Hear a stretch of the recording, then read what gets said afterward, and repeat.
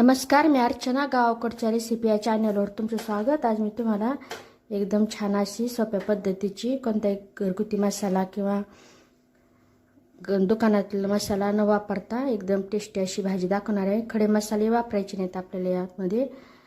तर इथं मी कांदा असा फोडून असं डायरेक्ट अशा शेगडीवर आचेवर भाजून घेत आहे. जसं कांदा भाजून घ्यायचा तसं सुक्कं खोबरं असं आचेवर भाजून घ्यायचं. तर 2 चमचे धने घेतलेले आहेत आणि काही सुक्या लाल मिरच्या घेतलेल्या आहेत. कढईत टाकायचे. यावर किंचितसं तेल व्यवस्थित असं भाजून घ्यायचं. धने भाजले गेले पाहिजेत आणि मिरच्यावरही डाग पडले पाहिजेत. थोडं छान असं मिरच्या दाबून दाबून असं भाजून घ्यायचं. ते काढून घ्या. आता त्या भाजून घेतलेल्या साहित्यामध्ये लसूण टाकायचं, कोथिंबीर, त्याचं मिक्सरला बारीक असं वाटण करून घ्यायचं. गरज पडली तर पाण्याचा वापर करायचा, पण अगोदर सुक्कच असं मिक्सरला बारीक करायचं आणि नंतर पाण्याचा वापर करायचा. तेल टाकायचं. तेलामध्ये आता हे जे वाटण बनवलेलं ते टाकायचं.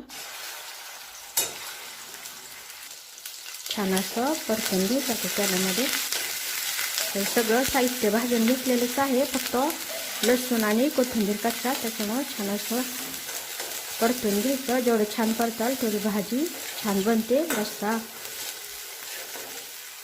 यामध्ये हळद टाकल्यानंतर छान असं परतून घ्यायचं. आता हे परतत असताना हे वाटण केलेलंच पाणी किंचितसं टाकणार आहे. बाकीच्या पाण्याचाही वापर करणार आहे. पाणी टाकून छान असं परतून घ्या. आता गॅसच्या कमीच ठेवायची. तिथं छान परतलं गेलेले तेल सुटलेलं आहे बाजूने. शेंगा टाकायच्यामध्ये. तर गॅसच्यात मोठी करायची. थोडंसं शेंगा टाकून परतून घेऊ. थोडंसं यामध्ये गरजेनुसार पाणी, जसा रस्सा लागतो घट्टसर पातळ पाणी टाकायचं. यामध्ये चवीनुसार कमी आचेवर ताट झाकून शेंगा व्यवस्थित शिजवून घेऊ. अधूनमधून चेक करायचं. भाजी तयार झालेली आहे. गॅस बंद करून टाकायचा. बारीक कट केलेली कोथिंबीर. आता ही भाजी तयार झालेली आहे. नक्की बनवा. एकदम सोपी पद्धतीची भाजी. आणि कशी झाली तेही मला कमेंटमध्ये सांगा.